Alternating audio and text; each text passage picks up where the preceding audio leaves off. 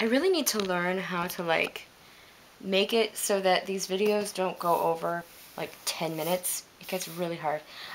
So, we're in France now, and, it's our second night in France, and my French teacher is like, we're gonna go to dinner, and then we're gonna go to a nightclub. And we're like, cool, party on. So we go, and, I have to tell you how this building is designed because it comes into play later. So the first floor is the dance floor. It has like light up squares. It's really cool. There's pillars holding up things, and the pillars light up, and they have colors and water, and it's really cool. It's super. I mean, I could sit here and explain it to you, and you'd be like, all right, this sounds normal. You need to see it. So then there's a second floor. The second floor is built like the way this building is that it's a square, so that this way, going this way is the VIP room, this way, going this way is the bar, and there's a hole right where the first floor dance floor is, so that the second and third floors become balconies, and you're overlooking the dance floor. And then there's a third floor, and there's two sides to that. I don't know what went on up there. I didn't go up there. Sounded kind of risky, and sounded kind of frisky. So, I'm on the dance floor, and I'm dancing with my friend, and there's a guy that is dressed in a, I know that if I explain it this way, people, I know where your brain's gonna go. There's a guy who is dressed in a one-piece white suit like an Elvis impersonator. I did not make out with this man. I need to explain it. I didn't make out with him, but he was friends with the guy that I made out with. So that's how we get to that. So he comes up behind my friend, and I'm watching this whole encounter happen, and he's a really shit dancer. Like, absolutely shit. So I stand back, and I'm near the couches, and I'm just like, this is ridiculous. What is even happening? And this guy comes up to me, and he was like, why are you looking at Jean-Paul? And I'm like, I mean, you have eyes. Do you see this?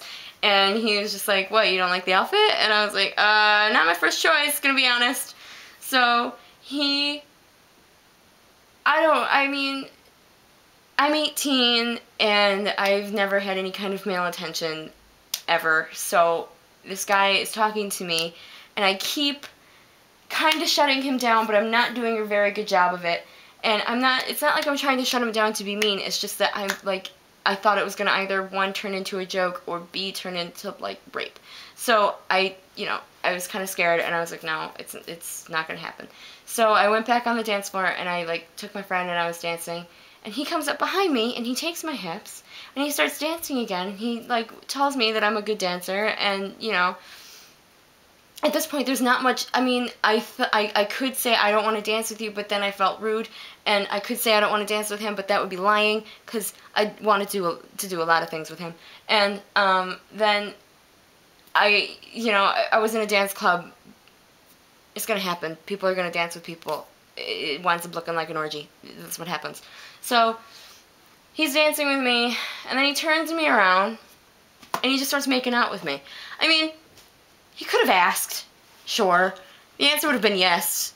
I feel like he didn't need to ask. So, I mean, as much as I was, as wary as I was, I didn't mind.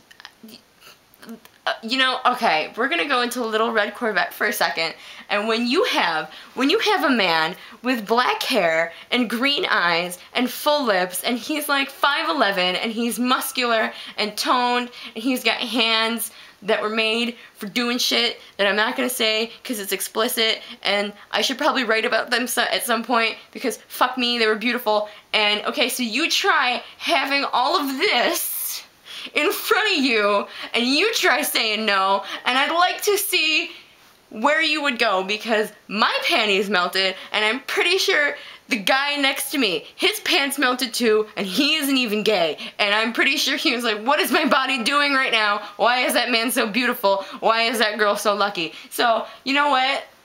I made out with a sex god, and I'm proud of it. So, I'm making out with this guy, and then we pull away, and he's like, he tries again, and he's like, what's your name? And I had not told him my name because I was freaked out, and I finally tell him, and he tells me his name is Etienne, and he, asks how long I'm in Paris, and for a minute, my brain goes in this direction of, like, I could stay in France and I could have, like, an affair. And then I go in the other direction where I could wind up, like, tied to a chair and praying for my mother and all these things.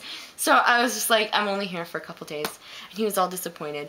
And then we start making out again. And then we pull away, and I look and I see over the balcony, my French teacher is looking at me. And the look on her face basically says, why is one of my best students a slag? And I was just like, you know what? I didn't even feel ashamed, because I turned around and I looked right at my French teacher and I pointed behind me at the VIP room, because there was a girl who was in French 4. Basically how this trip worked is that there were slots open. I think about 40 people could come. AP French got to fill up the slots first, and then all the rest of the open spaces went to French 4, and if French 4 didn't fill that up, then French 3 could come. So there's a girl in French 4 who was 16, nowhere close to turning 17 at this point.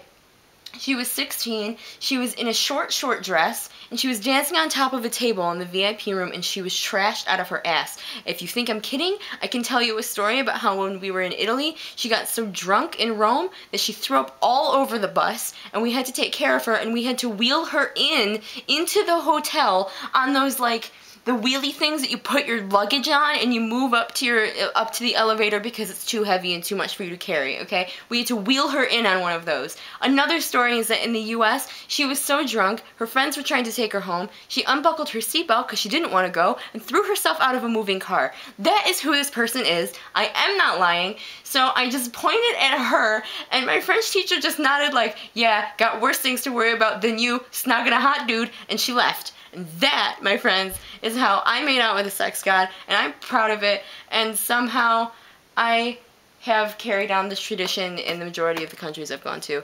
I'm not a slut, but I kind of think I'm awesome for it. So you know what? I'm a rock star. Alright, so I think I kept this under 10 minutes. I really hope I did. This is the 4th time I've tried doing this. Let's just hope I've kept it easy, okay? Love forever!